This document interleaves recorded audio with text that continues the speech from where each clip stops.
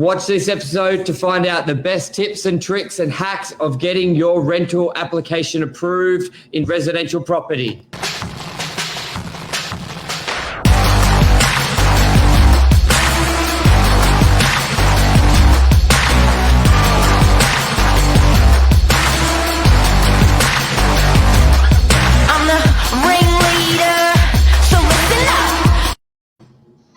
Good morning, everyone. Welcome to Morning Minutes, episode 302, with myself, Michael Bergio, Mark Novak, all about getting your rental application approved.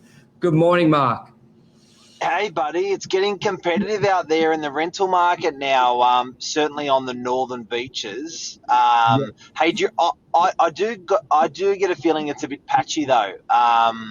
Out there, and what we're hearing from other industry members is that if you are sort of 15 minutes to 45 minutes out of the CBD, it seems like it's pretty busy with the rental market, and it seems like if you're in that core of the CBD, a little bit quieter. So your North Sydney, your Sydney CBD, your Neutral Bay, that rental market's a little bit quieter. But for the pumping rental markets, what are the hacks?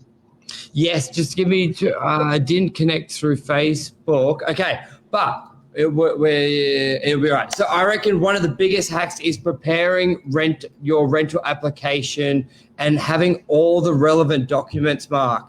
One of the biggest things with an application is a lot of the time the agents, until they have all your information, like a full set of documents, they won't really start looking at it, will they? Like, you've got to have it all ready to go. You got to have it all. Actually, the best one, when we were just talking off there, the best one that I liked, we'll go. There's probably 5 really, really good ones that were in that.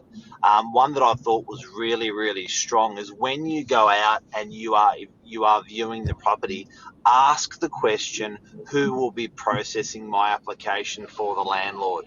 Who will be processing it? Take their first name, take their surname, because so many times you'll call the real estate office and you'll be bounced around between different people. And by the time they work out which property it is, who is the property manager, who is processing the application, you can really, really get straight to the core if you know the person that's processing the application.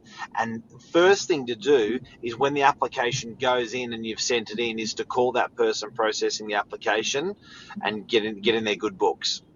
Yes, exactly right. And just putting some terms here, what some good documents you need. So that will come in one of the other tips of following up as well. Now, a big benefit that just covers us up. Now, one thing I love with the application that we do is the online application. We're seeing more and more people use it because you can basically have it pre-filled. Mark, talk us about how it was typically done before we did online, before we did sort of video applications. For us, old school. So what used to happen is you used to write the message in long format, cut it with scissors and roll it onto a pigeon's leg. And then the carrier pigeon would fly it into the real estate. No, the traditional way was a pain in the ass, fill it out form. You'd have to email that in. Fax that in. I didn't want to say that, but I have to. Yeah, I was around in the fax days. That was the traditional way. Now the one form way is good. Now that's hack 1 we've spoken about, or hack 5. What's your favorite hack for putting in a rental application into a property? Yeah, I reckon a great one is sort of the video personable call, but also you can incorporate that with your references as well. I think a lot of the time you do get a lot of owners who are like, who are they? What do they do? And I think a really good way to sort of rip down the barrier of just a paper document is a short video, who you are, who'll be renting the property. Then I thought another way to really add on to that would be having your references as well. We see big time delays with the agent asking, like needing to call your employer, needing to call your other agent as well. But if you can do a short vid with them and say, boom, here's who I am, he's going to be in the property, here's my old landlord, here's the old agent, we're a great applicant, that could just, and then it's just a quick call or an SMS, is this you? I think that would really speed it up and it'll make you stand out as well. So with that hack 4, believe it or not, I love it for jobs as well. And I know when someone has gone to the initiative to do a video, a short, maybe 15-second intro or 30-second intro on yourselves, and you send that, that's definitely going to give you the heads up compared to the competitors when you've got your personality. I know some people go to the extreme of putting their photos on there. That's pretty cool. Going to the extreme of putting their Facebook handle and Instagram handle, that's pretty cool, or LinkedIn even. And then I think going to the extreme of doing that short video, super smart, because now you're taking it personal. Now you're making it real personal, and that's, it's pretty hard when you're assessing someone from a desk and you're going off this black and white paper or form. It's hard to get depth and personality. When you make it easy and you put that video and you put some social, it just shows you're not hiding anything. Yes, and great idea. And another tip as well is get your housemates in order. We're seeing more and more people share properties and along those lines. But we do see a big disconnect from the person who saw the property, builds a rapport with the agent, gets the documents in, but the housemate or the other people who will be renting the property, staying in the property, don't have their stuff together, or they're a bit of a behind-the-scenes lessee, and that's not good as well. Just before we go on, if you drib and drab the information to the person that's processing the application, you're making it harder for the person that's processing the application. So if you have it all in one nice tight bundle, much easier to say yes, because there's no request for information. Yeah, a couple comments. Hey, Luke, how are you? Affordable areas going well. I agree, especially if they're not near unis in the city, sort of the fringe. Northern Beaches, 30 minutes from the city, Westway, are really doing well. Are you doing online applications? Yep, we do online applications. We love it. Other agents doing it. I think a lot of one form has been a bit of a game changer through which I believe, does Domain accept one form, Mark? Realestate.com.au bought out one form. Okay, so it's exclusive to them. Luke says, I'd ask the comment blue. I'd ask agents what it takes to get the property 100%. Sort of get the feedback from the agent, price, length of lease, and what they're looking for. You know what a really good hack is, which I think should be number 3, is good old-fashioned rapport building. Good old-fashioned rapport building where hey, Mr. Real Estate Agent, you know your real estate agent's name, you tell them a little bit more about yourself, you give some color around around yourself, and so what's often going to happen is the person processing the app will be the person at the open house, or if not, they'll ask the person at the open house, did you meet this couple?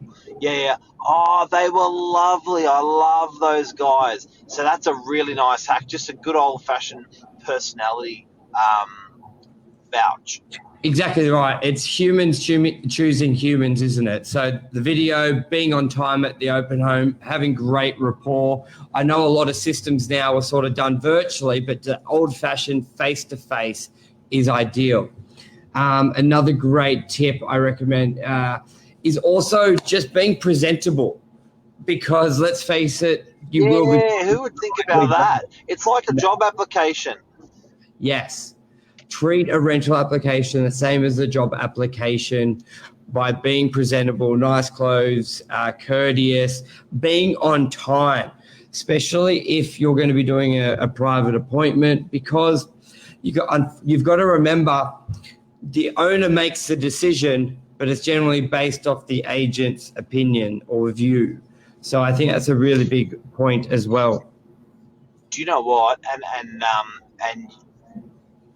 at the end of the day, I reckon the agent's got about probably 80% to do with it, and the landlord 20% to do with it, because it's a bit like a doctor's recommendation. Would you go against it? So Yeah. once the professional makes that recommendation to the landlord, often the landlord will say yay or nay based on that recommendation. So I think that, make no mistake, the agency side of things on choosing your application is going to be very strong and very impressionable on the landlord, whether they take you or not. So these markers, all these hacks that we've spoken about this morning, they are going to give you the edge to get that property. Definitely. And also with what you're saying before, following up, we know how quickly the market moves in rentals from when people see it on Saturday to them being leased by Monday afternoon. So it's very key to follow up. If you want the property, don't rely on the agent calling you.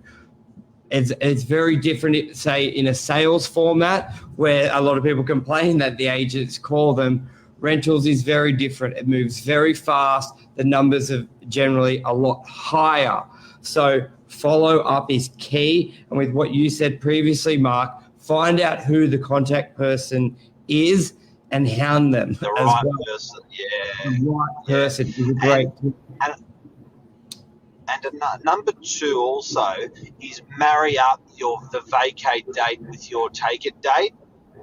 So the date, do yourself a favour and get that date right, because don't do it as to what suits you.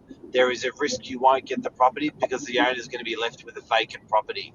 So try to marry up when that tenant's moving out of the property you want to go into, that you're going to take it within 24, 48 hours, and that minimises the landlord's vacant days, and that's a better chance your application's going to fly.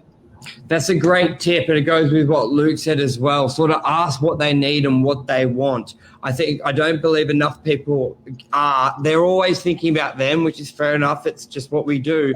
But put yourself in the owner's in the owner's shoes. When does it come vacant? When can you move in? And just see if you can make that work so you're the most desired candidate. That's a great tip, Mark. What else do you think? Just on the back of that, a really good friend of mine is probably one of the best trainers in the country. And I remember doing a bit of training with Johnny, and he was saying, and this was very interesting, people don't spend enough time establishing what the bullseye looks like, or what the dartboard looks like. And if you spend time asking and talking to the person, and as in terms of being an applicant, and you find out all bullseyes are not the same.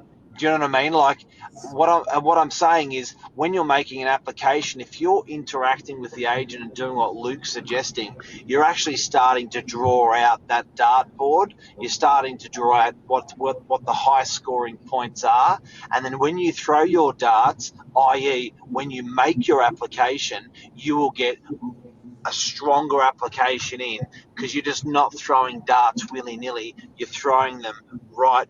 You've established where the bullseye is and where the high value targets are, and when you're throwing your dart, you're hitting those high value targets. Salespeople in our industry, for instance, do not spend enough time when people are selling or buying asking questions and finding out what are the high value targets they should talk about, and they are the trigger points to work on. So when you're making an application, definitely interact with the agent and find out what those high value targets are. So when you're talking to them or making the application, it may be vacancy. If it was vacancy for a long time, well, I'll take it straight away then. Exactly, you hit the nail on the head there. An owner may rather less money if you can move in tomorrow. Some owners rather more money, and it can be empty for 2-3 weeks. So instead of throwing mud at the wall and seeing what sticks, you know where the bullseye is. Now, here's a great tip and hack when it comes to animals, pets, getting them approved. How do you do it? What do you do it? And what are the changes that have happened? So anyone who has an animal out there, a dog, a cat, or a fish, and you want to rent a property. Now, first of all, there's been the legislation change that the body corporate strata cannot knock back animal request reasonably from an owner. Big difference here. A tenant can apply to the owner, they knock it back. But if the owner applies to strata without anything reasonable, they can't knock it back. So that's been a shift in the last sort of 3 months. Now, Mark, what are the tips to getting your animal approved? I've seen some great comments here. Send photos of your pets. Like, what are some obstacles? How do we prove it? How do you get your? I think a pet reference is awesome. From a previous rental property. The first thing and I think a photo of your pet's pretty cool, because the first thing when you think about dog is how big is it.